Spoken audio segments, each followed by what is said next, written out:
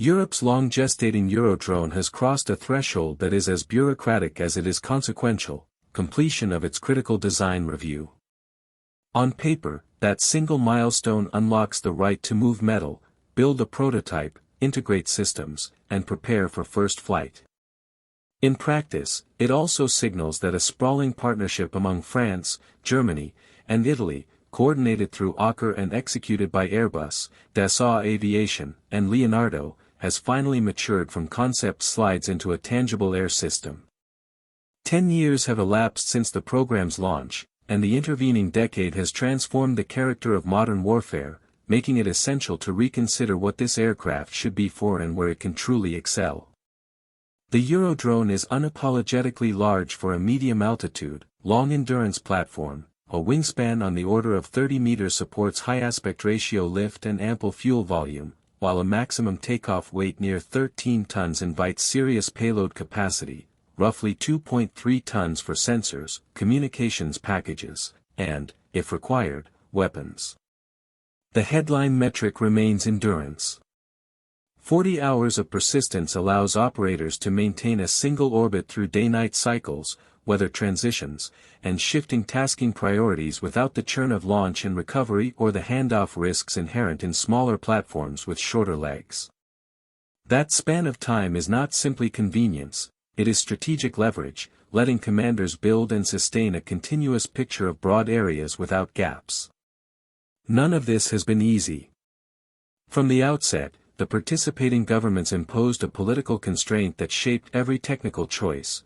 The system must rely on European-sourced subsystems to avoid export entanglements and third-country vetoes.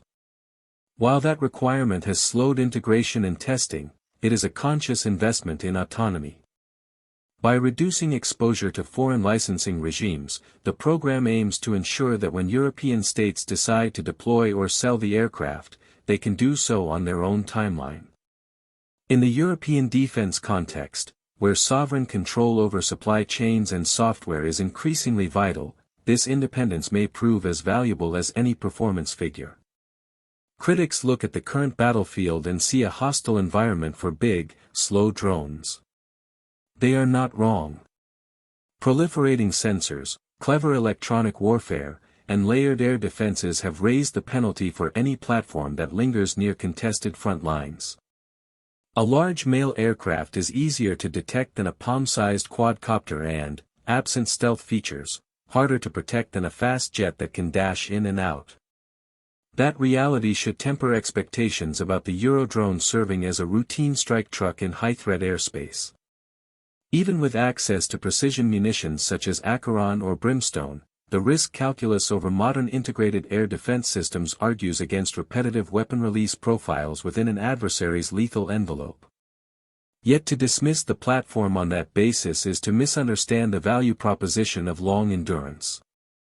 The real power of a big male airframe comes from the sensors it can lift and the energy it can spare to run them continuously. Wide-area maritime surveillance, border security, environmental monitoring, and strategic intelligence collection are missions in which time on station, altitude stability, and electrical power dominate the performance equation. Consider the example already in service elsewhere. The MQ-9B Sea Guardian's maritime variant couples persistent flight with an active electronically scanned array such as Leonardo's Seaspray 7500E to map and track surface contacts over vast stretches of water, hour after hour, in conditions that would fatigue a human crew. A Eurodrone configured in a similar fashion could patrol choke points, protect offshore infrastructure, and queue naval assets with a steady stream of radar plots and identification data. The same logic extends to airborne sensing roles that stop short of full air dominance missions. A male platform cannot replace a dedicated airborne early warning aircraft, but it can supplement coverage as an economical picket, extending the radar horizon over a flank, filling a gap in a rotating schedule, or acting as a long-endurance relay to knit together surface and air formations. European industry already produces candidate radars and electronic support measures that would fit the power, weight, and cooling constraints of the airframe.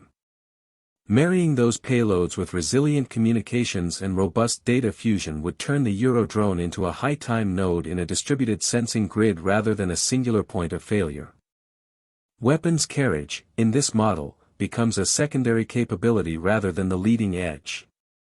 The ability to carry precision-guided bombs or anti-armor missiles remains useful in permissive airspace, counterinsurgency scenarios, or during maritime constabulary operations where a measured, on-call strike deters escalation. But the aircraft's defining contribution would be the information it collects and shares: synthetic aperture radar images to spot pattern-of-life changes, long-dwell electro-optical tracks that knit together into behavior signatures, and emissions mapping that exposes radio frequency activity over time. Those outputs have outsized value when fed into larger command and control systems, accelerating kill chains for other shooters and reducing the fog of war for commanders. If that is the future, then the transition from design review to prototype should prioritize payloads, networking, and doctrine as much as aerodynamics. The airframe must demonstrate airworthiness and reliability, of course, but the competitive advantage lies in integrating European-made sensors with secure, multi-level data links and designing concepts of operations that exploit 40 hours of endurance without placing the aircraft inside a lethal bubble. That argues for early testing over maritime ranges, extensive work on beyond line-of-sight communications resilience, and investment in ground processing that can turn a river of raw data into usable intelligence products with minimal human labor. The timeline matters. A decade to CDR is a long journey in a technology sector where small, cheap drones iterate every season. For Eurodrone to earn its keep, the program will need to convert design maturity into flying hardware efficiently, and partners will need to resist the urge to overload the baseline aircraft with every national must-have. A crisp block upgrade plan, starting with a robust ISR core and adding weapons or more exotic sensors later, reduces risk and gets capability into operators' hands faster. The objective should not be to win a spec sheet duel with bespoke systems, but to deliver a dependable workhorse that makes allies better, together, every day it flies.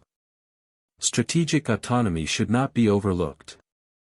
By insisting on European subsystems, the program creates a template for future projects where sovereignty over source code, encryption, and supply chains is non-negotiable.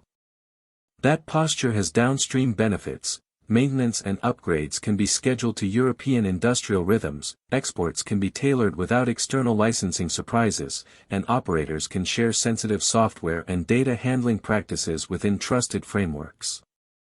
In a world where influence often tracks with who controls the update server, such independence is a capability in its own right.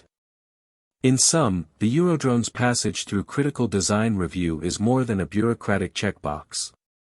It is a pivot point that invites a smarter framing of what large mail aircraft should do in 2025 and beyond.